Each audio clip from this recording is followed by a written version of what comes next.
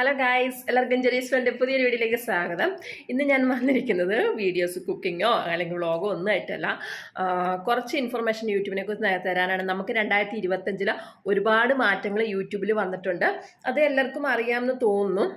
പക്ഷെ അറിയാത്തവർ കാണും, എന്നുവെച്ചാൽ പുതിയ ചാനൽ തുടങ്ങുന്നവർ കാണും. കാരണം എൻ്റെ 2-3 കൂട്ടുകാരികളുടെ ചാനലൊക്കെ ഡിലീറ്റ് ആയിപ്പോയി. അത് റീയൂസ്ഡ് കണ്ടന്റ് വന്നതുകൊണ്ടാണ്. പിന്നെ അവർക്കെന്ന് വെച്ച് കഴിഞ്ഞാൽ കമൻറ്റുകൾ, നമ്മുടെ വീഡിയോസ് ചേർന്നല്ലാത്ത പല കമൻറ്റുകൾ അതിനടിയിൽ വന്നതിന് ശേഷം റിപ്പോർട്ട് അടിച്ച് വിടുക, അങ്ങനെയൊക്കെ കൂട്ടുകാരികളുടെ ചാനലൊക്കെ ഡിലീറ്റ് ആയിട്ടുണ്ട്.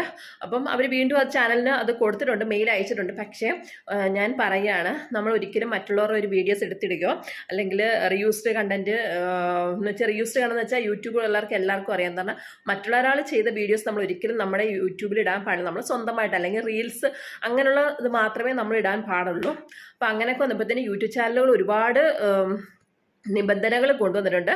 നമുക്ക് ഓരോ ഇതിനും നമുക്ക് മെയിലൊക്കെ വരുന്നുണ്ട്. നമ്മൾ അതൊക്കെ ശ്രദ്ധിച്ച് വായിച്ച് നോക്കണം.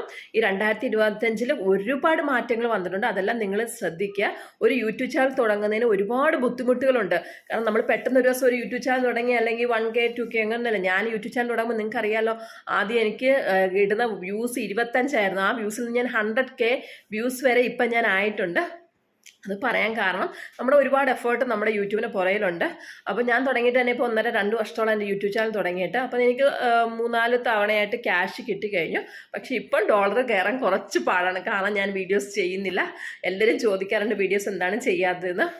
റീൽസൊക്കെ ചെയ്യുന്നു, സമയം കിട്ടാത്തത് കൊണ്ടാണ് വീഡിയോസ്, വ്ളോഗ്, കുക്കിംഗ് ഒന്നും ചെയ്യാൻ പറ്റുന്നില്ല.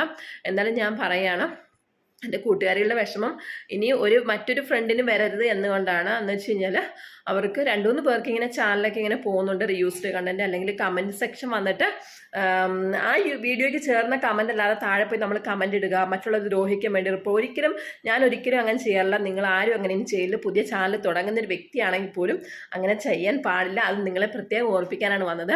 പിന്നെ വേറെ എന്തൊക്കെയാണ് വിശേഷങ്ങൾ? എല്ലാവരും സുഖമായിട്ടെന്ന് വിശ്വസിക്കുന്നു. പിന്നെ ഞാൻ പെട്ടെന്ന് സ്പീഡിൽ പറയുന്നത് വെച്ച് കഴിഞ്ഞാൽ, എനിക്ക് ഇത്ര ചെറിയ ചെറിയ കാര്യങ്ങളെ പറയാനുള്ളൂ. വീഡിയോസൊക്കെ ചെയ്തിട്ട് ഞാൻ ഒരുപാട് നാളായി. പിന്നെ നമുക്ക് ഓരോ സബ്സ്ക്രൈബ്സ് കൂടുമ്പോഴും ഞാൻ ഭയങ്കര ഹാപ്പിയാണ്. എനിക്ക് ഒരു സബ്സ്ക്രൈബ് ഞാൻ രാവിലെ എഴുന്നേറ്റ് യൂട്യൂബ് സ്റ്റുഡിയോയിലാണ് നോക്കുന്നത്. കാരണം അതിൽ നോക്കുമ്പോൾ എത്ര സബ്സ്ക്രൈബ്സ് കൂടി അല്ലെങ്കിൽ എത്ര ഡോളർ കയറി എന്ന് നമുക്ക് അറിയാൻ പറ്റും. അതാണ് ഞാൻ ഫസ്റ്റ് നോക്കുന്നത്.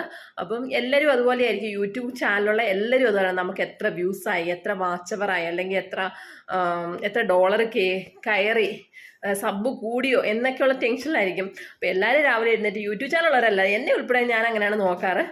അപ്പം തീർച്ചയായിട്ടും നമ്മൾ പ്രത്യേകം സൂക്ഷിക്കേണ്ട കാര്യം, മറ്റുള്ളവർ ചെയ്ത ഒരു